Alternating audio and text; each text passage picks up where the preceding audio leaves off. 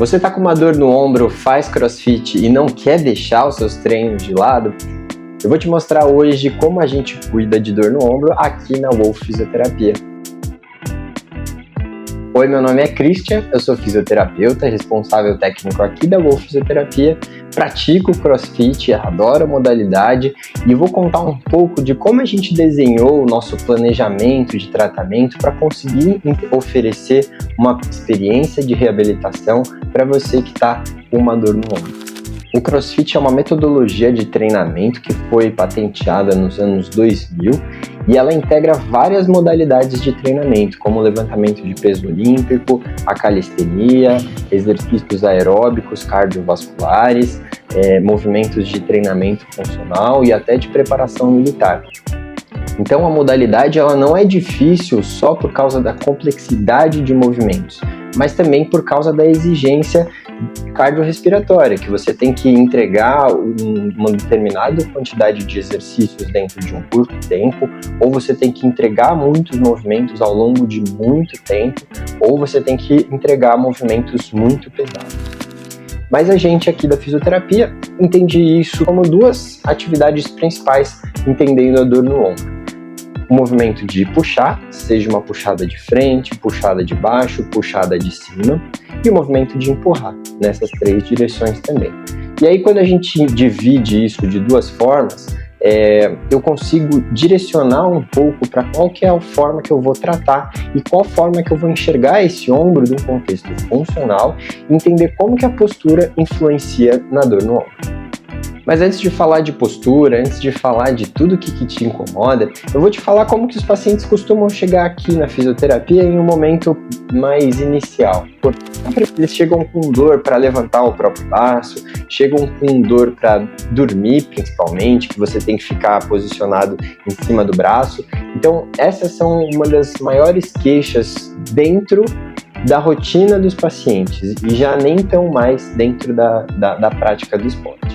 E aí uma coisa que é muito comum eu ouvir aqui na clínica é que eu não tinha dor, mas também eu levantava, 20 quilos, que era o peso da barra de snatch.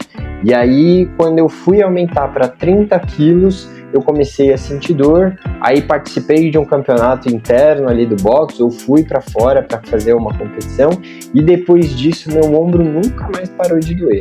E eu tô com essa dor e ela piora, ela melhora, já passei pomada, já passei no médico, mas ela ainda tá aqui me incomodando, porque toda vez que eu volto a treinar, ela volta a me incomodar.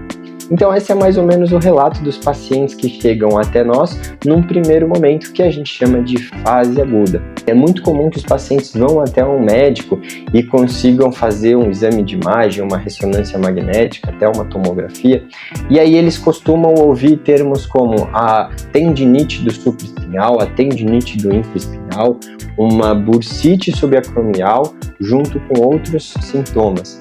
Isso pode falar pra gente que é uma síndrome do impacto. Acabei de falar tudo isso e não gravou. E para entender todos esses nomes que aparecem na sua ressonância magnética, é muito importante que vocês entendam o que é o espaço subacromial. O que é o espaço subacromial? O acrômio é uma proeminência óssea que vem da escápula. E a escápula aqui é a minha mão, e que ela está na parte superior da glenoide, que é a cavidade que vai receber o húmero. O húmero é o nosso osso do braço. Então, quando esses três pontos se entendem, se organizam aqui, eles geram um espaço muito pequeno, muito fino, que fica aqui nessa parte superior do húmero. Eu costumo brincar com os meus pacientes que é a tampa do ombro. E aí, o que tem embaixo da tampa do ombro? Tem o tendão do supraespinhal e do infraespinhal, que são músculos do manguito rotador, e esses músculos também são contornados por uma fina bainha de lâmina de água, que é a bursa subacromial. Então, dentro desse espaço pequeno, existem três estruturas muito importantes que podem aparecer machucadas na sua ressonância. E aí, para entender tudo isso na prática, como funciona, eu preciso entender como que o ritmo no escapulohumeral funciona, para entender a dinâmica desse espaço.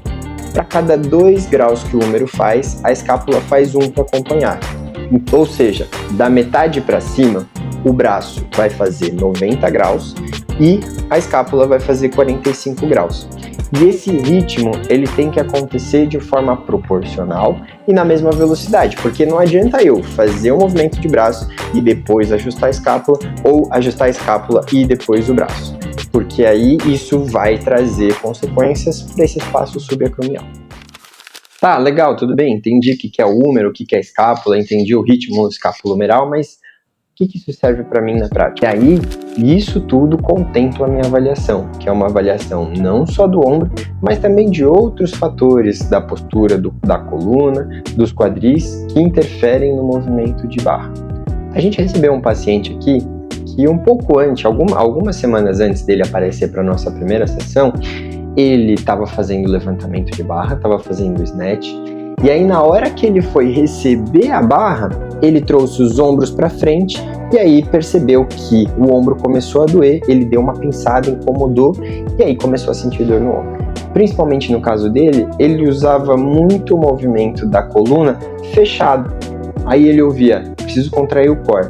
Então eu mantenho minha posição fechada assim, uso músculos do abdômen, mas mantenho meu peito fechado, assim eu fico com o tronco firme na hora de levantar peso. Que além do movimento para frente dos ombros, ele também fazia uma rotação medial, ou seja, ele fazia muito mais compressão desse espaço subacromial, fazendo tudo aquilo que a gente já conversou, por causa de uma postura inadequada de ombros fechados.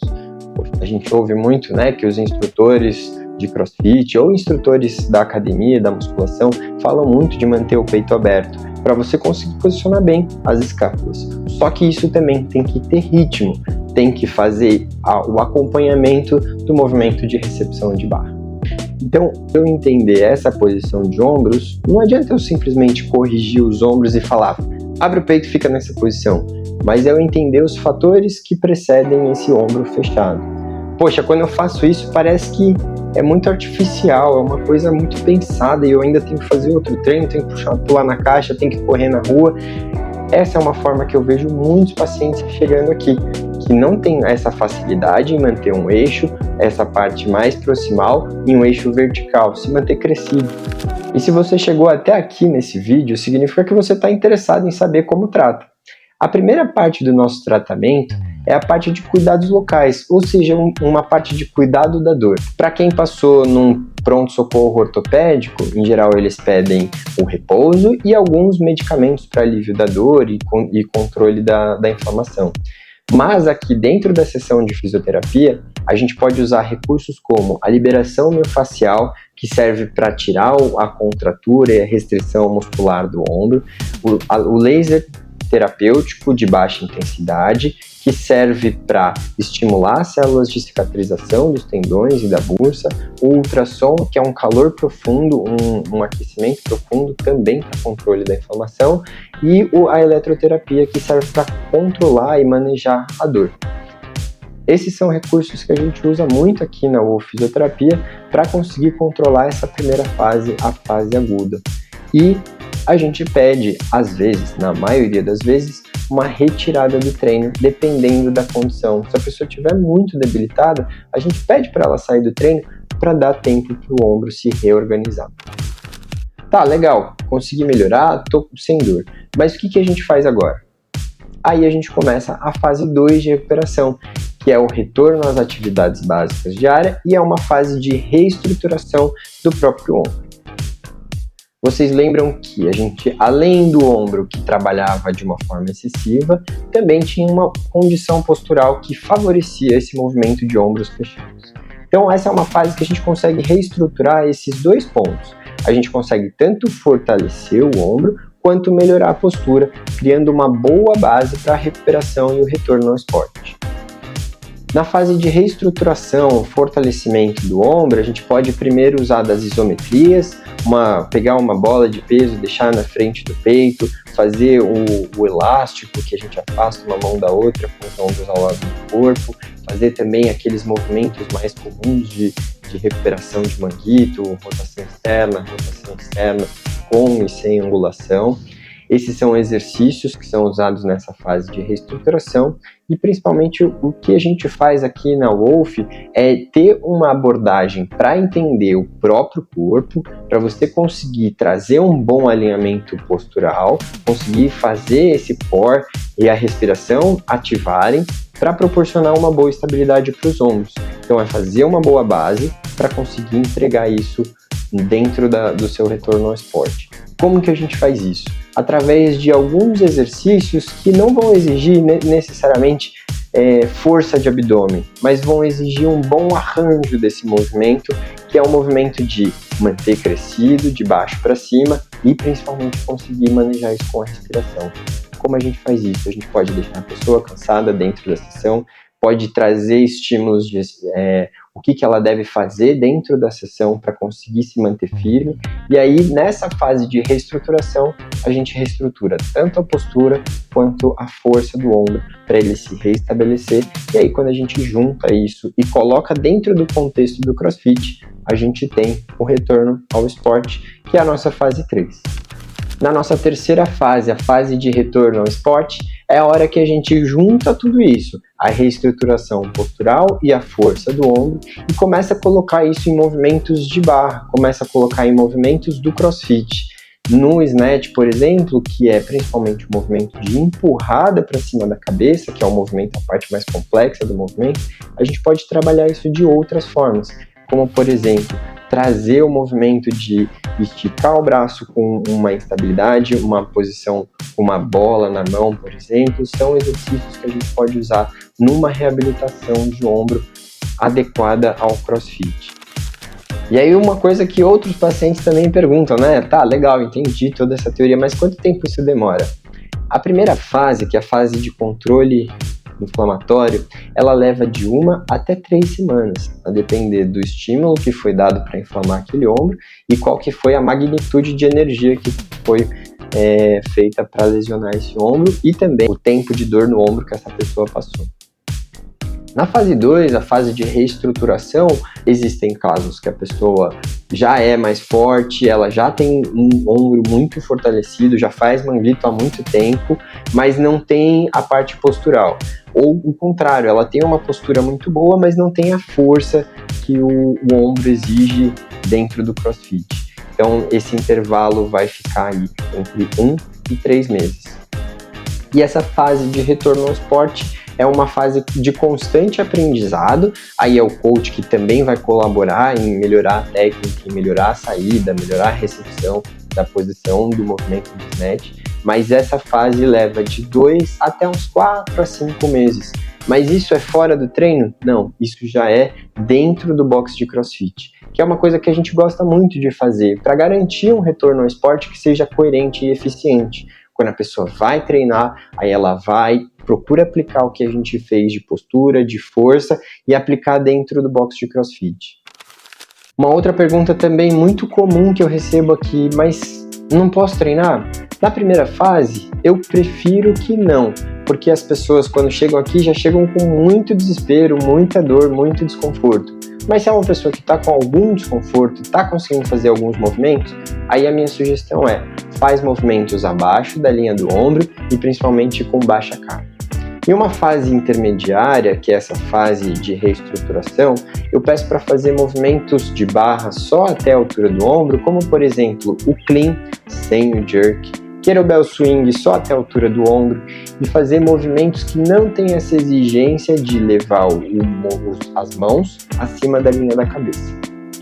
E aí na terceira fase é a fase que a gente está liberado para todos os movimentos. Fazer snatch, fazer penduradas na barra, toes to bar, bar muscle up, pull up.